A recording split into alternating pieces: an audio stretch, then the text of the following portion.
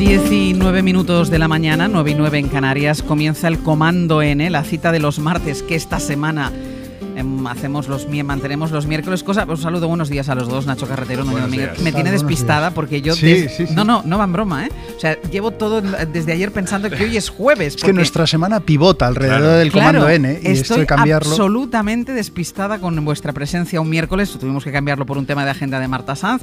Hoy es miércoles, pero aquí está el Comando N. Nuño, en unos minutitos vamos a hablar del ictus. Queremos analizar qué es lo que lo provoca, cómo afrontarlo, y pedíamos la participación de los oyentes también, al 900-100-800, si alguien ha superado un ictus, si está en este proceso, si lo ha vivido de cerca con alguno de las personas que tiene alrededor. 900-100-800, queremos conocer hoy sus experiencias. ¿Cómo definirías esta alteración del cerebro que supone, y eso, atención, es importante porque yo creo que muchísima gente no lo sabe, lo decíamos ahora antes de empezar, la primera causa de muerte entre las mujeres? Y una de las principales de discapacidad, y tal vez antes, hablando fuera de micrófono, hablábamos que no está tan presente como debería esta dolencia, ¿no?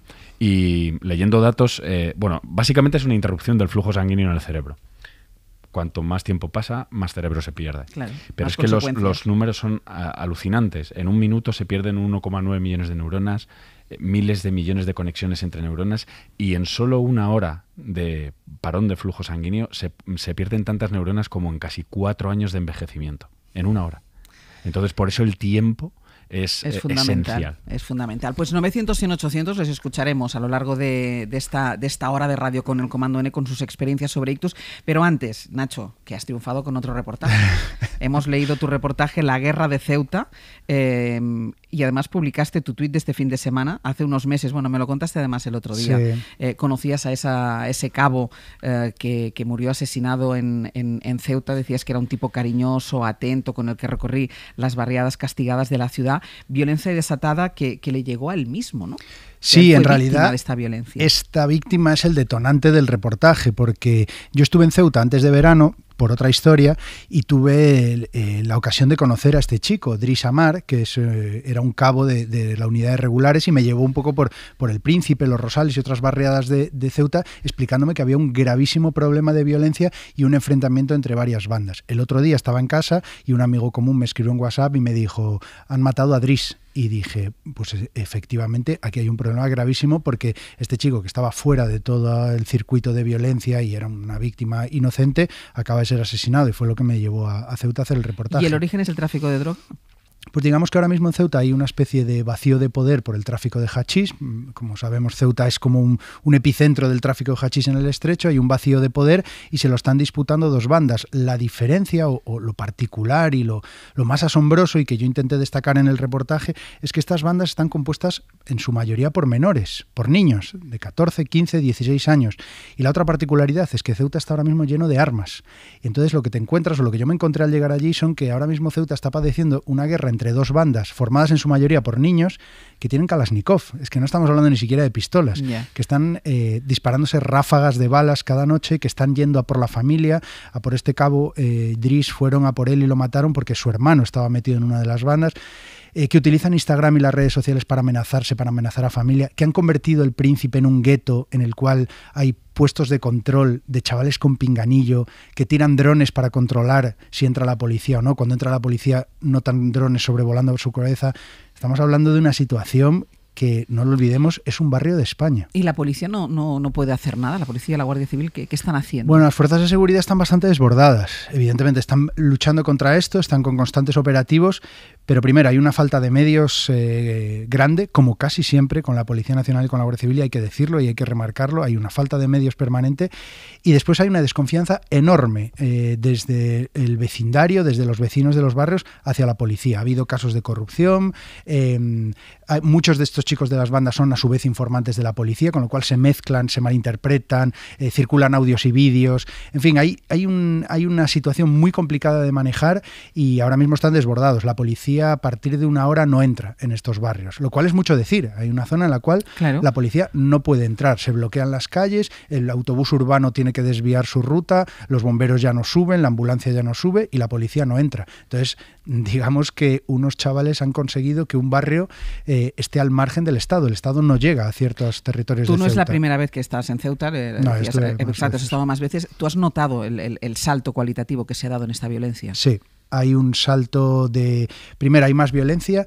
Para mí la clave es que hay muchas armas que están viniendo de Europa del Este y que las están metiendo a través del Estrecho, a través de Algeciras. Y tercero, hay bandas formadas por lo que son niños. Y bueno, todos sabemos que pues no es lo mismo una persona, bueno, por más que sea un asesino, etcétera, pues de 40 años con un arma que un chaval de 14 o 15 años que además quiere ser gángster, quiere subir el vídeo con la pistola, en el coche, la música. Hay un problema muy grave ahora mismo en Ceuta. Bueno, no se lo pierdan si no lo han leído ya, porque salió el domingo, sí, ¿no? Fue el reportaje, se titula La guerra de Ceuta, lo firma Nacho Carretero. Si no lo han leído, recupérenlo en El País, porque vale muchísimo, muchísimo la pena. Con unas fotos muy buenas de Paco Puentes, hay que decirlo, porque el hombre se metió ahí en el barrio a hacer fotos y eso es mucho decir cómo está la situación. Exacto, y eso es mucho, muy, muy complicado, el trabajo de los fotoperiodistas siempre. Nos vamos a ir un momento a publicidad, en unos minutos vamos a hablar del ictus, como les decía, vamos a hablar con Rosa Rubio Oliver. Ella sufrió un ictus y ha escrito el libro El poder de querer, más fuerte que el ictus, y queremos que ustedes, se nos estamos preguntando desde el principio, que nos llamen, que nos cuenten sus experiencias, que nos planteen también sus dudas. 900 100 800.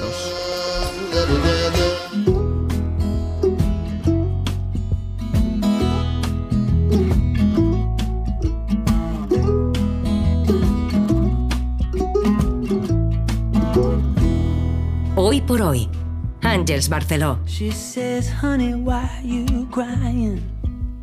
I don't know what to say. It's been 70 and shining for the last 100 days. 10 y 21 minutos de la mañana, 9:21 en Canarias. Hoy en el Comando N, desde aquí hasta las 11 de la mañana, vamos a hablar... Escúchenme atentamente, vamos a hablar de la primera causa de muerte entre las mujeres españolas, pero también de la primera causa de incapacidad permanente en adultos y la segunda de mortalidad entre personas mayores de 60 años. Es el ictus, es una alteración, como nos decía antes Nuño, en el funcionamiento del cerebro como consecuencia que no le llega la sangre de forma adecuada. Ahora vamos a ir conociéndolo poco a poco con la ayuda de un neurólogo experto en ictus, también de una rehabilitadora, pero para empezar quiero que lo conozcamos desde el testimonio de Rosa Rubio Oliver. Ella sufrió un ictus y después de esa experiencia ha escrito el libro El poder de querer, más fuerte que el ictus. Rosa, ¿qué tal? Muy buenos días. Hola, buenos días, Ángel. Antes que nada, bueno, te veo que estás bien. ¿Estás bien? Sí, estoy bien, ahora ya estoy bien, sí. Ahora ya estoy bien. ¿Cuánto tiempo has estado diciendo que no estabas bien? Pues mira, fíjate, es que yo diferenciaría entre la parte física y la parte emocional. Físicamente me recuperé al año, más o menos, y emocionalmente... Yo creo que he cerrado la herida ahora escribiendo el libro. ¿Te recuperaste al año? ¿De qué consecuencias? Bueno, yo inicialmente me desahuciaron. Luego pasé ¿Qué quiere decir me desahuciaron? Que le dijeron a mis padres que me moría. Luego estuve en silla de ruedas bastante tiempo y era como un bebé, es decir, no podía comer, no podía hablar, no podía hacer nada. Era una persona absolutamente dependiente. Y poco a poco, es verdad que lo que me dijeron es que no me recuperaría nunca, que nunca podría recuperar mi vida. Y poco a poco, con muchísimo esfuerzo, pues estoy aquí. Cuéntanos, ¿tú cómo detectas que te ha dado un ictus o qué síntomas tienes o por qué te vas al hospital? Bueno, fíjate, yo llevaba un mes con muchísimo dolor de cabeza, pero un dolor de cabeza extraño, o sea, no era el dolor de cabeza habitual, era un dolor que nacía aquí en el entrecejo y se me iba hacia atrás hasta la nuca, me mareaba mucho, igual estaba en una reunión y de repente me daba la vuelta el escenario, tenía como puntos de luz que me salían y vomitaba. Entonces fui al médico, me hicieron muchísimas pruebas y me dijeron que era estrés extremo. Que luego he visto que mujeres directivas o con tipos de vida un poco estresantes estamos ¿cómo se dice? Infradiagnosticadas, exacto. Y cuando me dio durmiendo. O sea, tuve un día de trabajo. Yo no tenía un trabajo estresante, pero sí la situación era muy estresante que estaba viviendo. Trabajo en el sector financiero, que en Cataluña además, que imagínate lo que fue aquello.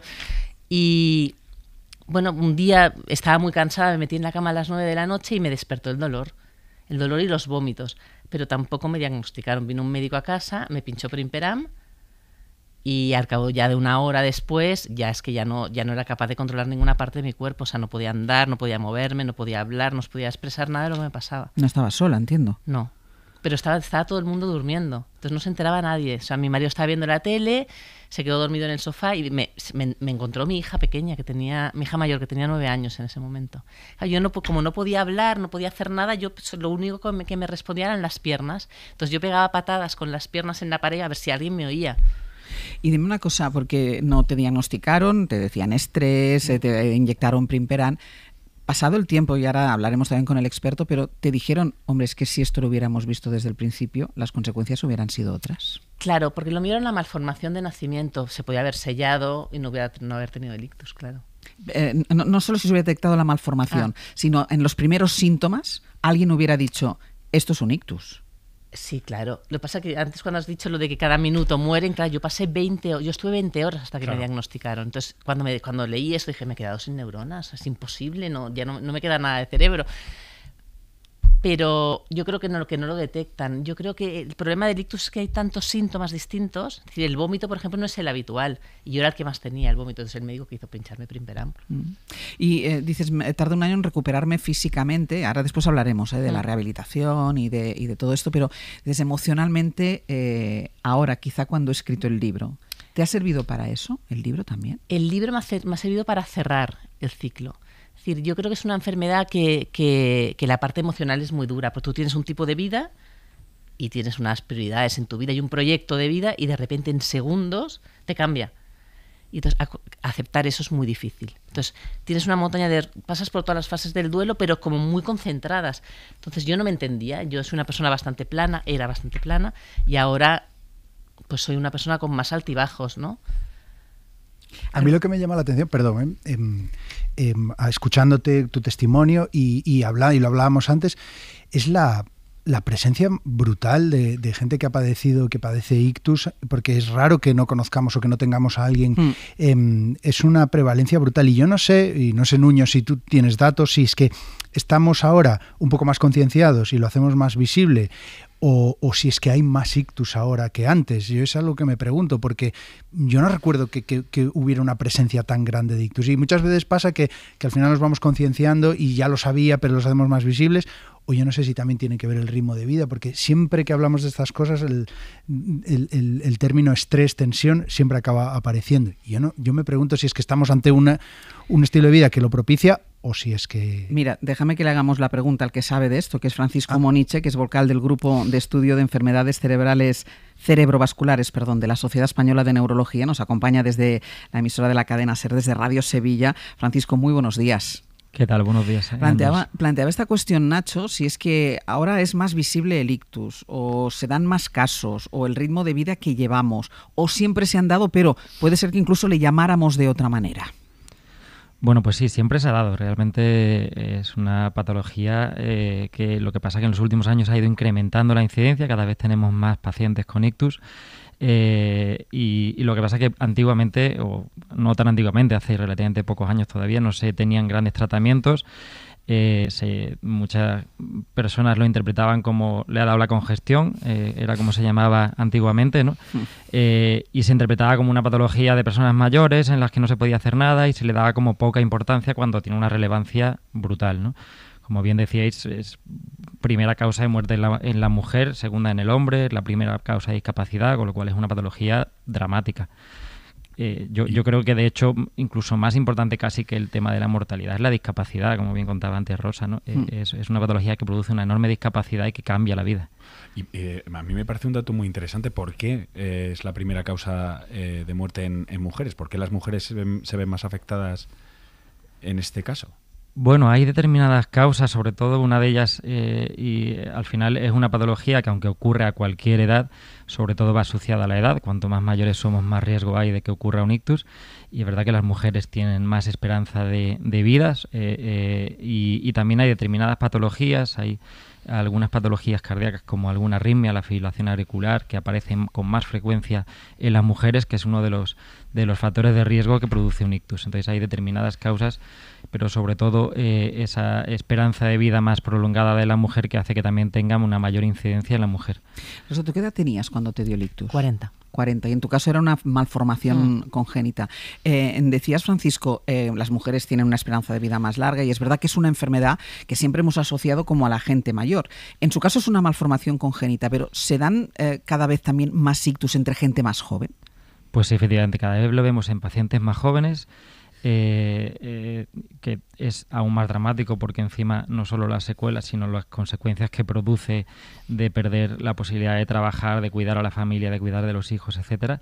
Y eso, bueno, pues parece que sobre todo va asociado, como hablabais antes, al estilo de vida que tenemos, ¿no? Cada vez vemos más pacientes con obesidad, con diabetes, con hipertensión, en pacientes más jóvenes, pues por una mala dieta, por una ausencia de ejercicio, por unos malos cuidados, que al final hace que el proceso un poco como de envejecimiento se acelere y podamos tener un ictus en edades más tempranas. Porque es cierto esto que se dice que el 80% de los casos de ictus se podría evitar evitando estos factores que tú hablabas. Incluso llega al 90%, se habla de casi 9 de cada 10 podríamos evitarlo. O sea, sabemos cómo evitarlo y es fácil, bueno, relativamente fácil. Sí, la mayoría de las causas de ictus son por factores de riesgo que llamamos prevenibles, modificables.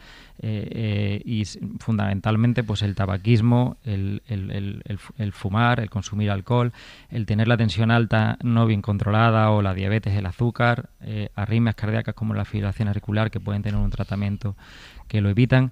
Todas esas son las principales causas que nosotros que vemos que producen un ictus y que son tratables y prevenibles y en la mayoría de los casos con medidas relativamente sencillas, aparte de controles médicos periódicos, pero fundamentalmente llevando una dieta sana, haciendo ejercicio de forma regular, evitando los tóxicos como es el tabaco, como es el alcohol, por supuesto, evitando drogas, y con eso realmente, con esas medidas podríamos evitar eso. Llegamos a hablar de 9 de cada 10. Claro, es que 9 de cada 10, me parece, o sea, 9 de cada 10 ictus serían evitables llevando un ritmo de vida, una manera de vivir, un modo de vida que contribuyera a ello. ¿Querías decir algo, Rosa? Sí, yo te quería hacer una pregunta. En el caso de las malformaciones, que ya sé que son menores, pero que sobre todo a gente joven les afecta muchísimo, ¿cómo podríamos prevenirlo? Porque yo fui al médico, es decir, me hicieron tags, me hicieron pruebas y no la detectaron. Es decir, ¿qué tiene que hacer una persona que tiene síntomas como tenía yo, que va al médico, pero que le dicen que no es nada, que es estrés, ¿no? ¿Cómo podemos evitar? Porque yo he conocido muchísimos porque casos. La malformación te la detectan a posteriori. Claro. Una vez revienta, claro. Claro, es verdad que a veces las malformaciones, al no ser una patología tan frecuente, muchas veces es más complejo de diagnosticar. Como bien contabas, Rosa, cuando dan los síntomas claros de un ictus, de perder el habla, de perder fuerza, de no poder moverte, ahí, por desgracia, ya no hay ninguna duda de lo que está pasando, es un problema en el cerebro y casi con toda seguridad lo que ha pasado es un ictus. A veces, en este caso, en las malformaciones, pues dan síntomas menores que muchas veces incluso el propio paciente no le da gran importancia, como una cefalea, un dolor de cabeza anormal. Siempre en los dolores de cabeza es algo frecuentísimo, casi todos hemos tenido alguna vez un dolor de cabeza, pero bueno, sí que es verdad que hay una serie de síntomas que llamamos datos de alarma en una cefalea que hace que obligue un poco a consultar y a hacer más pruebas. Una cefalea que nunca ha pasado previamente, muy intensa, que no responde a tratamiento, que despierta a mitad de la noche, que produce vómitos intensos como le pasaba a Rosa, pues esos son algunos de los síntomas de alarma. Pero es verdad que la mayoría de los ictus, los principales síntomas por los que siempre decimos que hay que consultar es cuando pues aparece un síntoma por una lesión en el cerebro, como es la pérdida de fuerza de un lado del cuerpo, el no poder hablar, el perder visión bruscamente, el que se tuerza la boca, el que la mitad del cuerpo se queda acorchado. Y esos son los síntomas por los que, sin ninguna duda, hay que correr al hospital. Has dicho el verbo correr, porque claro, yo se lo preguntaba antes también a Rosa, o sea, la rapidez en la atención es fundamental en las consecuencias. Vital. De hecho, hablamos siempre los neurólogos de tiempo-cerebro. O sea, ahí no podemos perder un solo minuto, como bien decía también Nacho Carretero al principio, perdemos una enorme cantidad, millones de neuronas por cada minuto que perdemos. Entonces, ahí lo que tenemos es que correr literalmente, paso el día corriendo por el hospital para atender a los pacientes porque no podemos perder un solo minuto. Entonces, para eso es fundamental la primera parte, que es lo que muchas veces por desgracia nos falta, que es que la población sepa bien los síntomas y qué es lo que hay que hacer. Y lo que hay que hacer es inmediatamente llamar al 112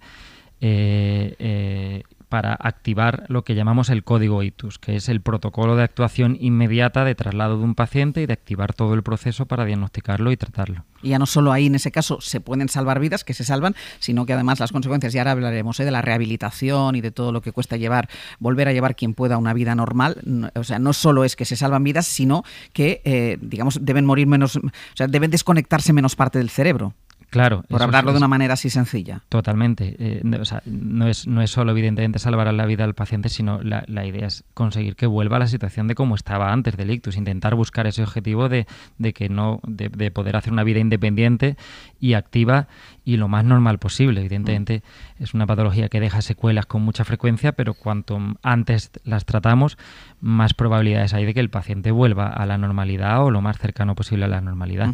Cuando decidimos abordar esta cuestión a raíz del libro de Rosa, dijimos en el equipo, y ahora mismo con Nacho y con Nuño estábamos hablando de lo mismo, que yo creo que no hay ninguno de nosotros que no conozca un caso, o bien en primera persona o alguien de su entorno que haya sufrido un ictus. Pedíamos llamadas a los oyentes y me están diciendo mis compañeros que es una luta absoluta de llamadas de gente que ha sufrido ictus o que convive o ha convivido con alguien que lo ha padecido, como Beatriz desde Jerez. Beatriz, muy buenos días.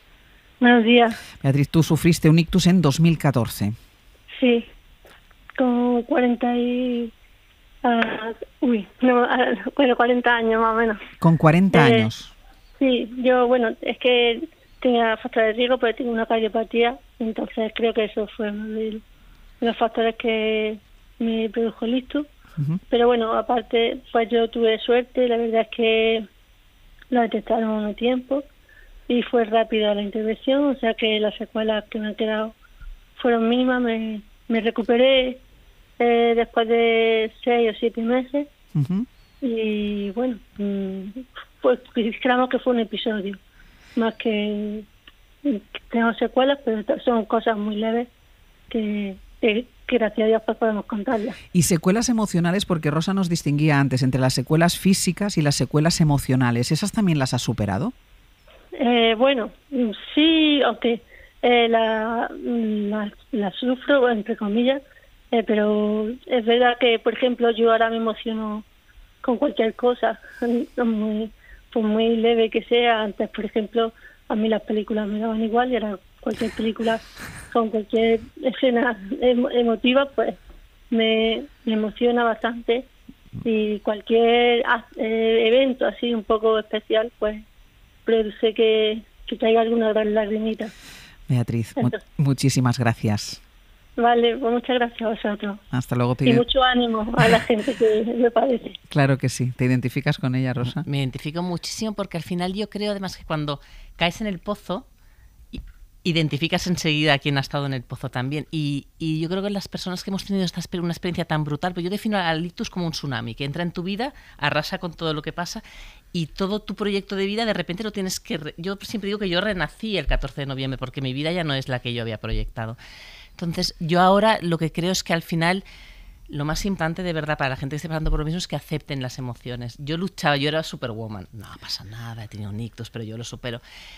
Pero todo eso era un lastre, porque es que yo no avanzaba. Entonces, ahora lo que hago es que estoy triste, pues estoy triste. Que estoy enfadada, pero ya no confundo ser con estar.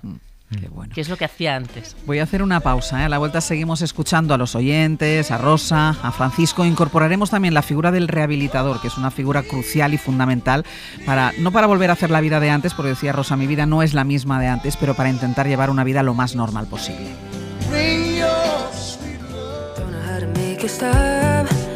10:42 de la mañana, 9:42 en Canarias, con el Comando N, con Nacho Carretero, con Nuño Domínguez, hablando hoy del ictus, todo a partir de un libro que ha escrito Rosa Rubio Oliver, El poder de querer más fuerte que el ictus. Ella se recuperó de un ictus que le dio con 40 años, me has dicho.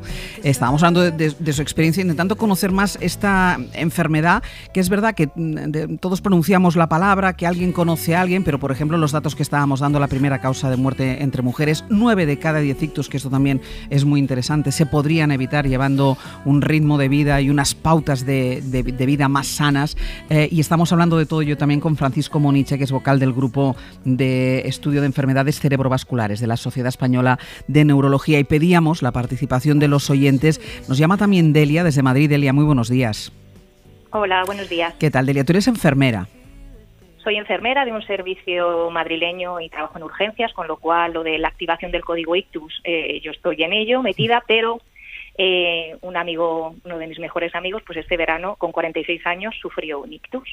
Entonces, pues bueno, ves la otra cara, sobre todo el post, porque yo estoy en el inicio, pero no luego en la recuperación, y veo la importancia de la rehabilitación. Y también he visto el déficit que tiene la sanidad pública en este sentido. Es decir, destacábamos antes la importancia, y lo destacaba Francisco, la importancia del código ictus, y en eso sí a lo mejor se puede sacar pecho desde la sanidad, pero en el post no tanto, no hay tanta atención post. No, yo lo he visto, por ejemplo, con mi amigo, que la sanidad pública, la rehabilitación que le han ofrecido es ínfima, o sea, se la está costeando él con su propio dinero, un dineral, muchísimo dinero, porque está teniendo una rehabilitación como de 4 horas al día y eso le está ayudando a recuperarse. En la sanidad pública le ofrecen 3 días a la semana 1 hora de rehabilitación, con lo cual la diferencia es abismal. Y creo que sobre todo en el principio, cuando tienes el ictus, es la rehabilitación es donde más efecto tiene, y entonces es donde se ve más la mejoría. Y eso en la sanidad pública está, vamos, muy lejos de lo que debería ser, desde mi punto de vista. Desde tuyo, desde el mío también. Mi padre tuvo un ictus y corroboro todas y una de las palabras que estás diciendo sobre el post. Y gracias, Delia, muchísimas gracias. Y Rosa también lo colaboraba, porque tú decías, yo me he tenido que pagar la rehabilitación. Sí, yo me la pagaba porque me pasaba lo mismo. Me ofrecían, al cabo de 3 meses de haber tenido el ictus, o sea, perdía 3 meses, me ofrecían 3 días a la semana, 1 hora. Entonces yo me pagué mi fisio y me ponía deberes. Y luego hacía fisio con yo misma, conmigo misma. Es decir, tenía mi casa, parecía un centro de rehabilitación, era muy divertido. Con mis hijas me hacían de rehabilitadoras. Pero hubieras tardado mucho más o no te hubieras recuperado totalmente como ahora estás si hubieras sido solo con la rehabilitación de la sanidad pública. Totalmente.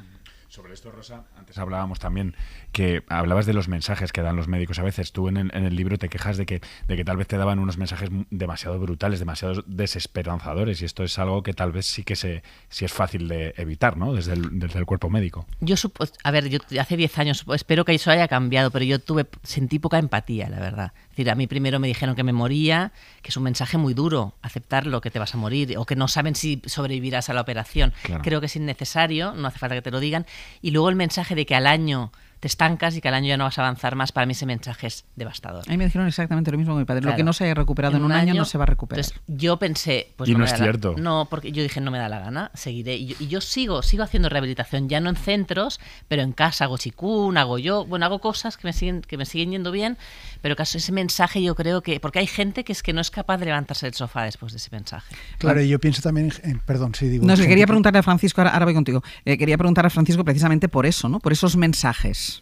Sí, bueno, yo creo que la información que se le da al paciente y a la familia es fundamental cómo la enfoques. Es verdad que de entrada hay que dejar claro que muchas pacientes y muchas familias no lo saben, que el ictus es una enfermedad dramática como estamos hablando. Entonces sí que hay que ser consciente que es una enfermedad grave, con riesgo de llegar a fallecer por ella, pero evidentemente, como bien decía Rosa, pues las cifras son que más de la mitad de los pacientes tienen una depresión post-ictus. Esto es algo así como un evento postraumático, como el que sufre un atentado terrorista o sufre un accidente grave, que tiene una situación después que hay que adaptarse a una nueva vida, que es muy difícil de asumir y que muchos pacientes tienen problemas de depresión, que necesitamos tratarlas para también mejorar esas secuelas, porque si no hacen adecuadamente la rehabilitación ni todo el proceso de mejoría. Entonces yo creo que la información siempre, evidentemente, hay que adaptarla.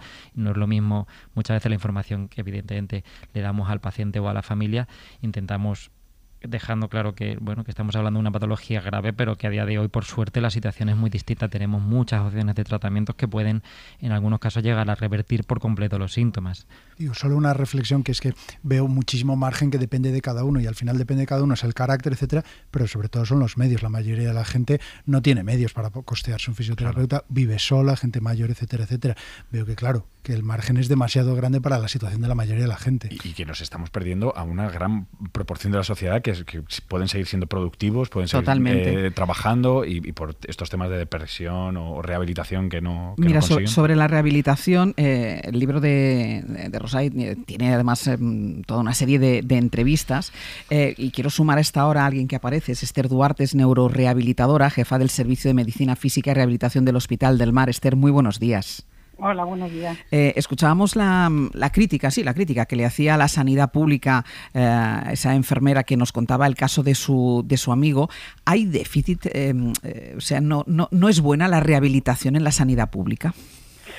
Bueno, yo creo que es verdad, ¿eh? En el fondo estamos poniendo encima de la mesa que no estamos garantizando la atención adecuada de rehabilitación, ¿no? Está muy ordenado todo lo que es la atención de la fase aguda, la fase neurológica, entre comillas, pero la fase de rehabilitación, la verdad es que la atención es muy irregular, pero esto pasa no solamente en España, pasa en toda Europa. De hecho, el garantizar que todos los pacientes tengan acceso a la atención adecuada, yo creo que es un objetivo absolutamente claro para todos.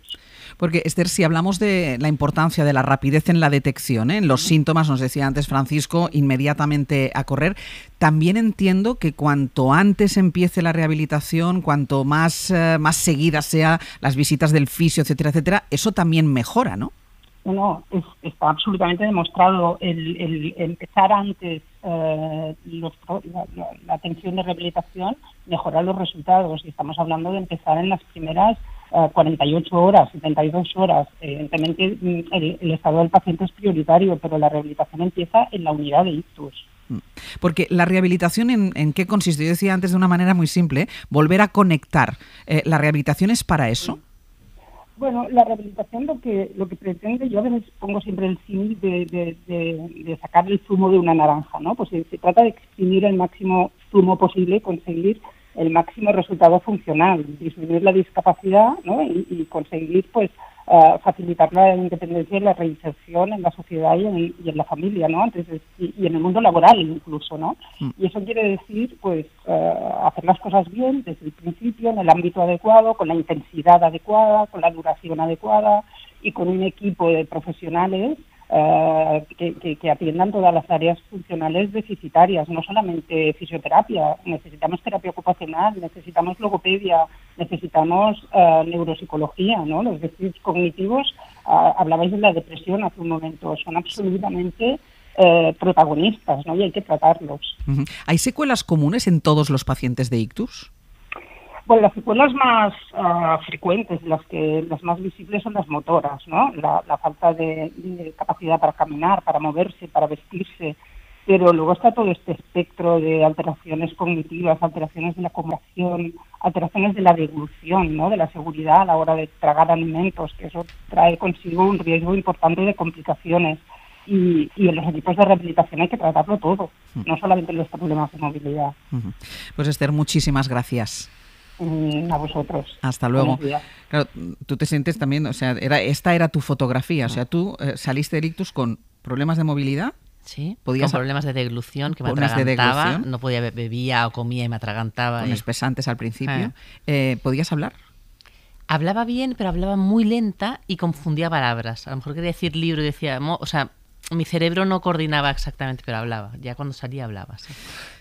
No, y te quería preguntar a Francisco, claro, entiendo que esa rehabilitación neurológica necesita que, vamos, el cerebro ha perdido esas millones de neuronas X y tiene que volver a hacer todo lo que hacía con todo, o sea, con las neuronas que le quedan, ¿no? Entiendo que esa es la... Claro, la idea es, en esa fase inicial aguda, en donde entra el código ictus y todos los tratamientos que podemos hacer, tratar de minimizar el daño, tratar de revertir todo lo que podamos de ese daño cerebral, y una vez que está establecido ese daño, lo que hace es que queda como una cicatriz en el cerebro y el resto del cerebro va cogiendo esas funciones. Eso, para que recoja esas funciones, hay un proceso natural que el paciente tiende a mejorar, incluso aunque no hagamos grandes cosas, pero evidentemente lo potenciamos muchísimo si hacemos una rehabilitación, que siempre hablamos, como bien decían antes, de la rehabilitación precoz. Nosotros en las unidades de ictus, cuando ingresamos al paciente, en las unidades de ictus no solo está el neurólogo, hay un equipo multidisciplinar en donde entra el rehabilitador e inmediatamente valora al paciente y la idea es intentar empezar la rehabilitación en las primeras horas de ingreso, en las primeras 48 horas ya estamos empezando a hacer rehabilitación en estos pacientes. Ha llamado Víctor desde Móstoles también. Víctor, buenos días. Hola, buenos días, ¿qué tal? Cuéntanos, Víctor. Pues mira, mi mujer tuvo un ictus en noviembre de 2019, pero fue algo increíble porque ella es funcionaria hoy en día, estaba en una oposición y hizo el primer examen, fenomenal. Entre el primer y el segundo examen le dio el ictus. Al segundo se presentó por presentarse, pues porque no había estudiado y pensábamos que no se lo iba a sacar. Pero bueno, ella le costaba incluso hasta poner el nombre, pero luego como es tipo T, pues fue poniendo sus preguntas y tal, y al final se sacó la oposición en medio de un ictus. ¿Y le ha quedado, ¿le ha quedado algún tipo de secuela? Muy poquito. Gracias a Dios, cuando va en metro, a lo mejor si hay mucha gente o si hay muchas luces o tal, un poquito de dolor de cabeza, de inestabilidad y tal, pero gracias a Dios muy poquito, se ha recuperado muy bien. Víctor, muchísimas gracias. Vale, gracias a vosotros y un poquito de rayito de esperanza. Claro, no, Rosa es la esperanza, la tenemos aquí al lado. Ella es la esperanza. Y el libro, que yo entiendo que también... Ibas a decir algo, Rosa, perdona. Sí, no iba a hablar. Sí. No, que te iba a decir que el libro en el fondo yo creo que también tiene que servir para eso, ¿no? Bueno, fíjate, yo el libro lo he escrito un poco... Es el libro que a mí me hubiera gustado encontrar cuando yo tuve el ictus. Que me diera respuesta a todas las dudas que yo tenía y nadie me daba respuesta. Entonces, yo no me siento ejemplo de nada, de verdad, soy una mujer como otra cualquiera que ha superado un ictus. Pero si mi libro le puede dar un rayito de esperanza, un rayito de ilusión a gente que esté pasando por lo mismo, son las herramientas que yo usé para superar esa claro, experiencia. Si esto le puede ayudar a alguien. Exacto. Y sobre todo dar visibilidad a la enfermedad, que antes de entrar hablábamos de que yo creo que está muy estigmatizada esta enfermedad. Déjame... si me permitís. Dime, Francisco. Ahí te tengo que dar la enhorabuena, Rosa, por el libro, porque yo creo que es vital esta actividad de darle publicidad a esta enfermedad y que como bien dices ahora mismo, tiene unas opciones de tratamiento y de mejora enormes que han cambiado mucho pero que yo creo que es fundamental eso, el dar esperanza, que aunque hablamos de números tremendos y dramáticos, es una patología que puede mejorar, que se puede tratar pero depende mucho también de la actitud y del esfuerzo, digamos, que ponemos en el día. Y Francisco, yo creo que de las herramientas, es decir, si hoy hemos dedicado 40 minutos a hablar del ictus, yo creo que mucha gente hoy habrá empezado a pensar, ostras, los síntomas son estos, lo que tengo que hacer es esto, es decir, cuando una enfermedad es desconocida o no nos parece que sea tan grave, no nos preocupamos por ella, es decir, a nosotros no nos va a tocar. Yo creo que al menos en este rato de radio y sobre todo por lo que puede servir también el libro de Rosa, es tener las herramientas. Es decir, Rosa decía una cosa que yo, que también lo viví en primera persona, en el caso de mi padre, ojalá hubiera tenido un libro que me dijera esto cómo era, qué puedo hacer a partir de ahora y cómo seré dentro de unos meses. Yo creo que es muy importante, Àngels, que es verdad que depende de cada uno de nosotros salir de esto, pero también necesitamos ayuda, estamos muy solos. Totalmente. Entonces necesitamos ayuda de las empresas que nos ayuden a volvernos a incorporar al trabajo. Yo en eso no tuve nada de suerte, por ejemplo. Ahora sí, ahora estoy muy bien y tengo un responsable que me apoya mucho, pero en ese momento yo tuve que volver a trabajar a los 8 meses y yo me apoyaba en las paredes para moverme, porque si no me y la empresa no fue empática contigo. No. El libro se titula El poder de querer, más fuerte que el ictus. Ella es Rosa Rubio Oliver, está publicado por Círculo Rojo en cualquier librería. Lo pueden encontrar. Rosa, muchísimas gracias. Muchísimas gracias a vosotros. Francisco, muchísimas gracias. Muchísimas gracias a vosotros. Ha sido un gusto. Nacho Nuño, hasta la semana que viene. El martes, la semana que viene. Sí, ¿no? No, tú vas a Frankfurt a jugar un partido de fútbol, ¿no? Bueno, sí, yo este fin de semana me voy a Frankfurt a jugar el partido de fútbol Selección Española de Escritores de Fútbol contra Selección Alemana de Escritores. Si perdéis, el martes no hace falta que vengas. No, porque aparte ya va Galder, que es el portero suplente, y lo tienes el lunes, él te va a adelantar cómo fue la cosa. Y sé que compartís habitación, también conoceré vuestras intimidades. Sabes todo, ¿eh? Hasta luego.